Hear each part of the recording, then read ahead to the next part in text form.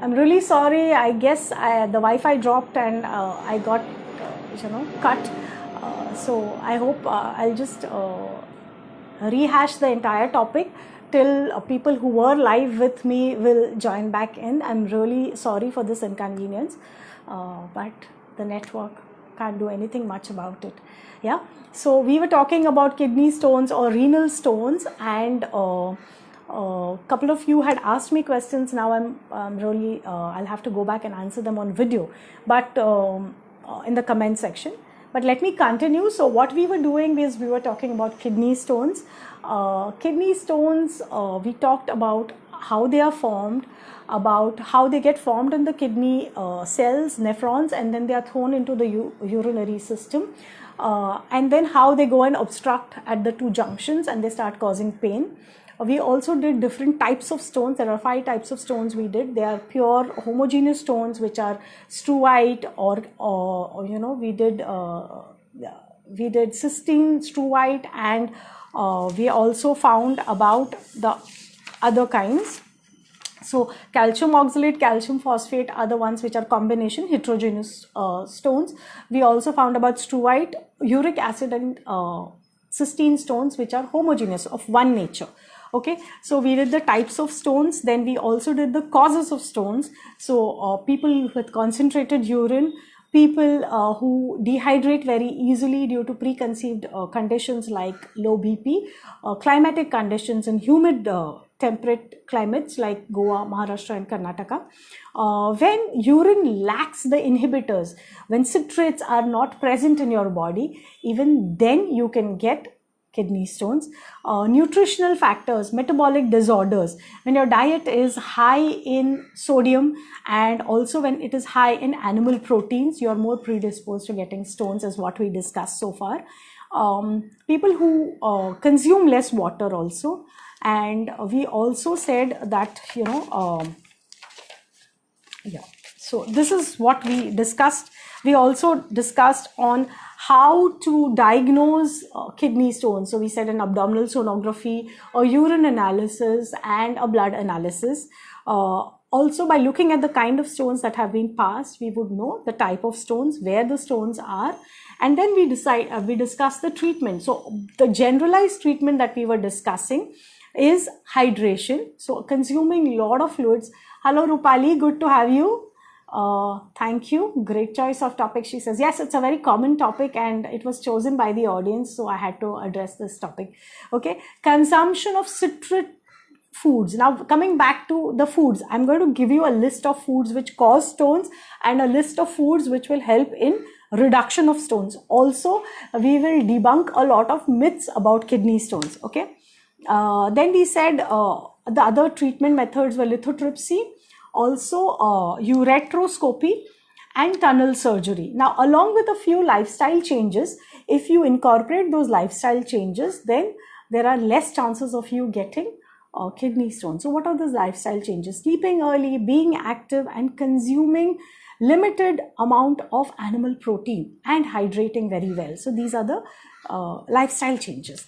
Now, when we come to the treatment, I will talk about homeopathy separately, but homeopathy is an ideal and best way to get your kidney stones treated. I say this not because only I'm a homeopath. There are several patients who will vouch for the treatment. The stones are passed very fast. You do not get a recurrence. It's easy to consume. There are no side effects. Plus, it's a very safe method of treatment, okay? And you're getting rid of this ailment forever. So I think homeopathy is the best method of treatment for kidney stones. Now we'll come to the stone forming foods. So we were talking about stone forming foods, and I just lost the network. Yeah, so stone forming foods में सबसे पहले आता है beetroot. Okay, now beetroot has got certain components which will help in formation of stones if you have a predisposition. Doesn't mean that everybody who eats beetroot will get kidney stones.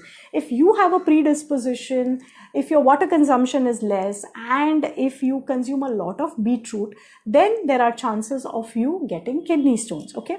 Second is chocolate. A favorite of all of us, right? If you consume a lot of chocolate, okay, and you have the other predisposing causes, Also, if you're predisposed to, kidney stones, then you will probably get kidney stones. Doesn't mean that everybody who eats these foods will get kidney stones. Okay. Palak or spinach. Okay, excessive consumption of spinach or palak can give you kidney stones. Tea. Okay, too much of tea, like people have 6-7 cups in a day. Now, why tea? Because tea contains tannin, which is a diuretic, so it removes the fluids from your body and it dehydrates your body. Your urine gets concentrated, and that is why you are predisposed to getting kidney stones. Okay. Nuts are very rich in oxalate. Okay, oxalates and phosphates. So if you are consuming a lot of dry fruits, cashew nuts or peanuts or any of these, pishta, badam, pishta, whatever, if you are consuming it over the required amount, then it can cause kidney stones. Okay. Colas, aerated, the black colas, they can give you kidney stones. Rhubarb and sweet potatoes. So kanda, what we say, sweet potato is kanda in Marathi. So if you are eating a lot of sweet potato or if you are eating a lot of rhubarb, okay, so we can get more predisposed to kidney stones. Now, all these foods are rich in oxalates and phosphates, and these oxalates and phosphates, if you don't have enough of citrate in your body, they cannot be thrown in through the urine. So they will form stones. Like I explained to you how the stones are formed. This is how it happens. Okay. Now, these are bad foods, right, for people who suffer from kidney stones. Now, let's come to foods which are good for people who have a tendency for kidney stones.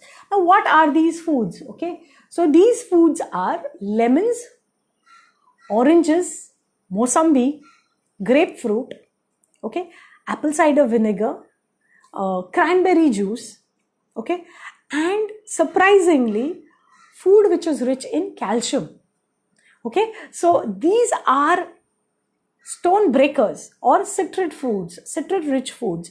So these are good for people who suffer from kidney stones. So now we know stone forming foods and we know stone relieving foods. Okay, now we'll come to debunking the myths. Okay, so there are a lot of myths are false beliefs about kidney stones. Okay, so let's start with the first one is milk is bad for people with kidney stones. Okay, so anytime a patient comes to me and they will say, doctor हमने तो दूध भी बंद कर रखा है क्योंकि दूध से किडनी स्टोन होता है, कैल्शियम ज्यादा होने से किडनी स्टोन होता है. No, actually, in fact, if you are having more dietary calcium, okay, from milk and milk products, it inhibits the formation of stones. Yeah, so if your calcium levels are optimum, you will not get kidney stones.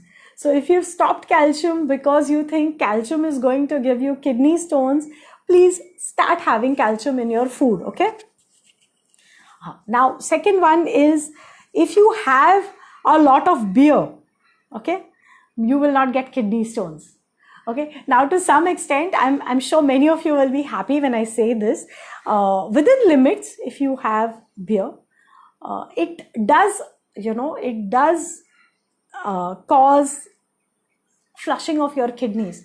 But remember, beer has got a high concentration of protein also.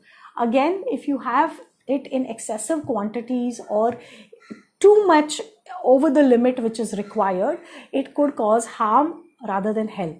But within limits, yes, it can hydrate and help in throwing out the kidney stones. Okay. The third one, people who are stressed suffer from kidney stones. To some extent, yes, because when you're stressed, you do not eat properly, you eat a faulty diet, you reduce your intake of fluids because you do not realize when you're thirsty. Also, you're not in a mood to exercise when you're stressed. So there's less exercise, there's less sleep, there is faulty diet, there is faulty intake of fluids, all contribute to kidney stones. So yes, if you are stressed, you can suffer from kidney stones. Okay. Walking helps pass kidney stones. Okay. This is not a myth. It is truth. People who are active through the action of gravity, generally stones are passed easier. So if you're active and you have kidney stones, your predisposition becomes less. Okay, if you do not sleep, you get kidney stones. Now, this to some extent is true. Okay, mind you, it's true, because deficiency or decline in kidney function happens in people who do not sleep well. Okay, because there are certain hormones which will act better when you sleep better. Yeah, so adequate sleep at the right time, not during the day, night sleep, helps in preventing kidney stone formation. Okay, so okay, consuming watermelons is harmful and can cause kidney stones. Oh, this is a big myth. So watermelons, though they are a natural diuretic, it is not like, the effect of tea or coffee, wherein they cause dehydration of the body. Rather, what watermelon does is it combines with ammonia and throws it out through the urine. Okay, so it helps in the digestion of proteins. So watermelon by itself is not going to be harmful or cause kidney stones.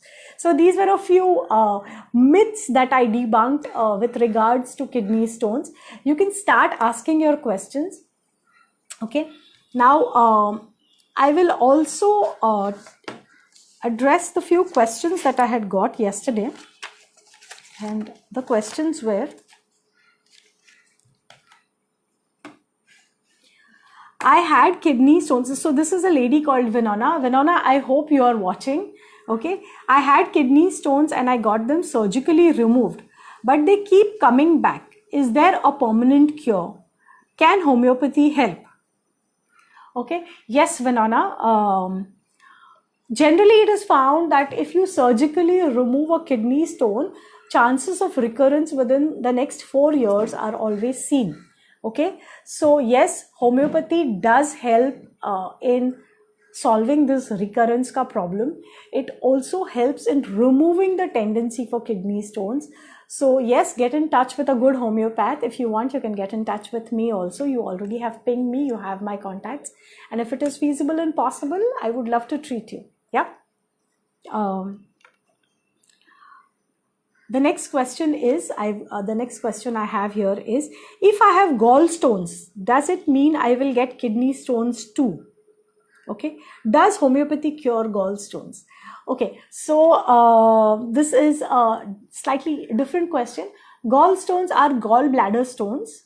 They are not kidney stones, but it has been found that, if you have a predisposition to stone formation, it is not essential that everybody with gallstones will get kidney stones. But if you have a predisposition to gallstones, there are more chances of you getting a kidney stone. Okay. But it is not always that people with gallstones get kidney stones. Coming to the next part of your question, does homeopathy treat gallstones? Yes, homeopathy very successfully helps in preventing surgery and curing or dissolving your gallstones. So yes, homeopathy does work and it is quite fast. It's a misnomer and a misconception that homeopathy takes a long time. Okay. Okay. The next question that I'm addressing is, this is, okay. My mother-in-law has kidney stones in both the kidneys, but refuses treatment. She says, apne aap nikal jayega. Is this possible? She is 80, so I don't want surgery. Please advise.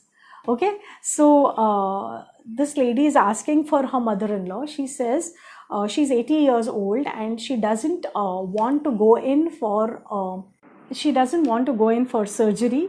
So yes, with adequate hydration and lifestyle changes, the stone does pass off by itself also. But if the size of the stone is big, okay, and it is causing obstruction, then you may have to get it treated. Surgery need not be an option. You can go to a homeopath and you can get it resolved. And I hope that at her age she gets relief very fast. If you feel like it, you can definitely get in touch with me too. Yeah. Then there is this question by Shahnaz. She says, I need a diet for kidney stones. You have touched a painful point. Yeah. So the diet, Shahnaz, for you, this is for a diet which is rich in citrates, which is low in proteins, which has got a lot of fluids in it, and which is calcium rich, will take care of your problems. Do get in touch personally if you want a more precise diet. So these are all the questions that I had got. I'm sorry I lost connection in between. So the questions that you had, people who were there with me in the first half, I will address your questions in the comment section of that video. And now I will check the questions of people out here who have sent their questions. Rupali Dhume Borkar, she says, good choice of topic. Thank you, Rupali. Hi, Kapil. Siddharth Joshi, hello. Hello, Mr. Shekhar Amin. Mayur Rathod, hello. Dharmesh Sivaluk, in case of recurrent renal stones, is nephrectomy done? No, I don't think a nephrectomy should be done for recurrent kidney stones when there is an option. So the option could be Ayurvedic, homeopathic, or even you can hydrate yourself through. There is hydrotherapy. So there are a lot of therapies which can help. So I don't think a nephrectomy is required for recurrent kidney stones. Indrajit Dev, thank you. Amey Ghodekar, hello. So there are no more questions that I see on this thing. In case you want to ask me anything, I will just hold on for a minute or so.